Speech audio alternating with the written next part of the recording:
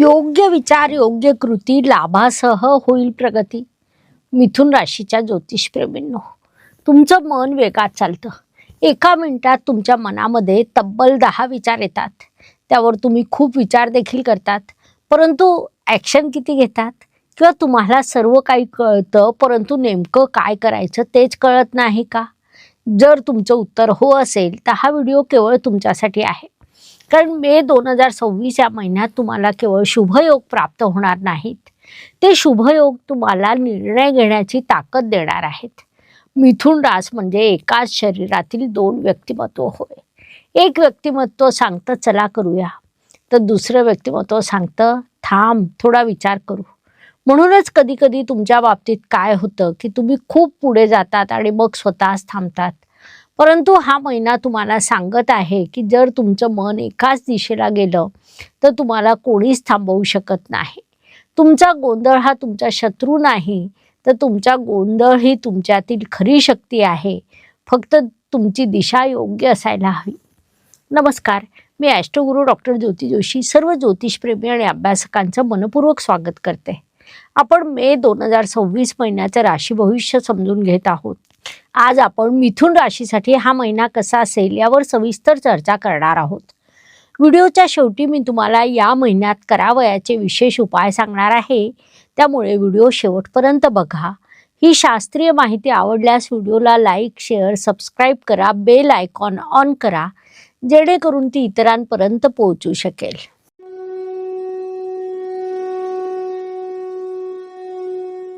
व्यक्तिमत्वाच्या दृष्टीने आपण जेव्हा विचार करतो तेव्हा राशी स्वामीची स्थिती महत्त्वाची ठरते. मिथुन राशीचे स्वामी बुधदेव या काळात लाभस्थानात विराजमान आहे, जी अत्यंत लाभदायक स्थिती म्हणता येईल, ज्यामुळे तुमच्या मेंदूला शुभ संधी दिसायला लागतील. नवीन आयडियाज येतील, नवीन लोक भेटतील, नेटवर्किंग वाढेल. तसंच तुमच्या राशीमध्ये गुरुदेव बसलेले आहे. गुरु म्हणजे ज्ञान, गुरु म्हणजे स्थैर्य, गुरु म्हणजे दिशा होय. म्हणजे तुमच्या वेगवान मनाला गुरुदेव थोडं थांबवणार आहेत, समजवणार आहेत, जी अत्यंत शुभ बाब म्हणता येईल. तसंच तुमच्यासाठी सगळ्यात मोठा बदल 29 मे रोजी घडून येईल, कारण तेव्हा तुमचे राशी स्वामी बुधदेव राशीत येणार आहेत. त्यामुळे अर्थातच बुध आणि गुरु यांची युती तुमच्या राशीत घडून येईल, जो अत्यंत पॉवरफुल योग असतो. याचं कारण म्हणजे येथे तुमचे विचार म्हणजे बुधदेव आणि तुमचं ज्ञान म्हणजे गुरु हे दोन्ही एकत्रितपणे काम करणार आहे. त्यानुसार या काळात तुमच्यासाठी यशाचं एकच सूत्र राहील, जास्त विचार नव्हे तर योग्य विचार करा, योग्य कृती देखील करा. ही बाब प्रामुख्याने लक्षात घ्या. मिथुन जातकांनी या महिन्यात 5 चुका नक्की टाळायला हव्यात. त्या मी तुम्हाला आता सांगणार आहे. त्या केवळ ऐकू नका, तर त्यात स्वतःला पहा.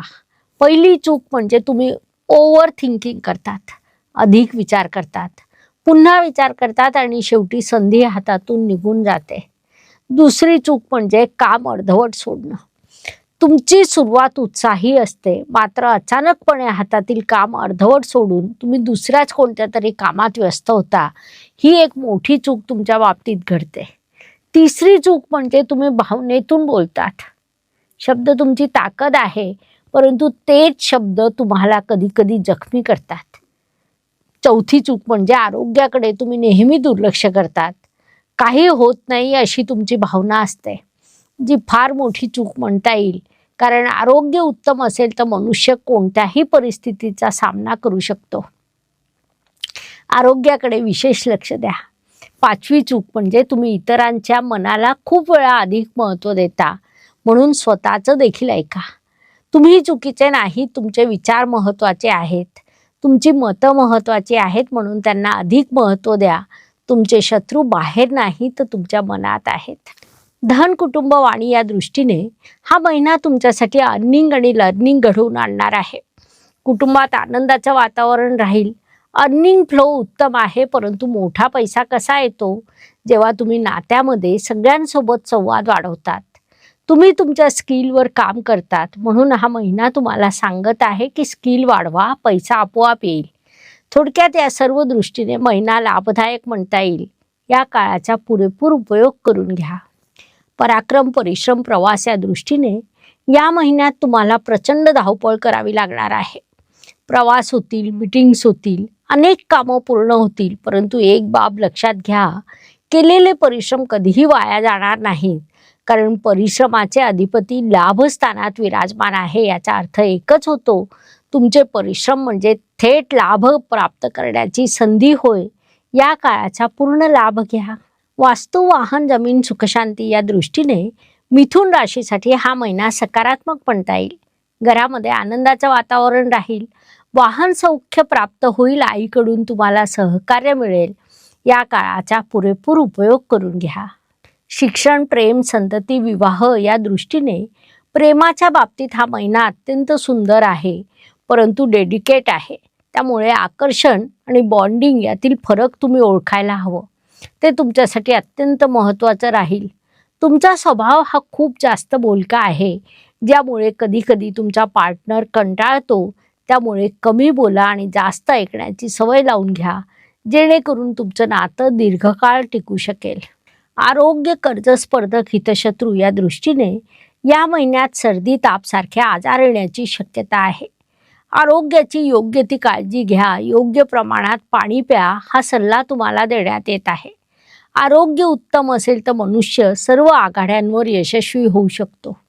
नोकरी व व्यवसाय या दृष्टीने विचार केला असता या काळात तुम्हाला स्थिरता कमी वाटेल. मी इथेच राहू की नवीन जॉब शोधू हा प्रश्न तुम्हाला पडेल. त्यामुळे नोकरी करणाऱ्या मिथुन जातकांनी या काळात कोणताही निर्णय विचारपूर्वक घ्यायचा आहे. व्यवसायात अधिक परिश्रम करावे लागतील, जोखीम घ्यावी लागेल, भीती असेल. मात्र या सर्व विकासाच्या, उन्नतीच्या खुणा आहेत. आरामात बसलेला मनुष्य कधीच उन्नती करू शकत नाही, ही बाब लक्षात घ्या. ज्येष्ठ नागरिकांच्या दृष्टीने विचार केला असता या काळात शांत राहणं तुमच्यासाठी आवश्यक राहील. कुणी विचारल्यावरच मार्गदर्शन करा, ते तुमच्यासाठी अधिक उपयुक्त राहील. महिला वर्गाच्या दृष्टीने विचार केला असता या काळात तुम्हाला जुन्या मैत्रिणी भेटतील. त्यातून तुमच्या उत्कृष्ट गप्पा देखील रंगतील. भाग्य व शुभसंकेत या दृष्टीने विचार केला असता मिथुन जातकांसाठी महिना अनेक शुभसंकेतांनी परिपूर्ण भरलेला आहे. प्रामुख्याने सांगायचं झाल्यास पंचमेश शुक्रदेव 14 मे रोजी तुमच्या राशीत येतील. राशी स्वामी बुधदेव देखील 14 मे रोजी वृषभ राशीत जातील आणि 29 मे रोजी तुमच्या राशीत येतील. थोडक्यात 29 मे रोजी बुध गुरु यांची युती तुमच्या राशीत घडून येईल, जे अत्यंत शुभवर्धक आणि भाग्यवर्धक बाब आपण म्हणू शकतो. गुरुदेव तुमच्या राशीत विराजमान असून तुमच्यासाठी धर्मत्रिकोण पूर्ण करीत आहेत. शनिदेव त्रिकोणाचे स्वामी असून केंद्रस्थानात विराजमान आहेत. असे अनेक शुभसंकेतांनी हा महिना तुमच्यासाठी भरलेला आहे. त्यांच्यापासून तुम्हाला अत्यंत शुभ परिणाम देखील प्राप्त होणार आहे. या काळाचा सदुपयोग करा.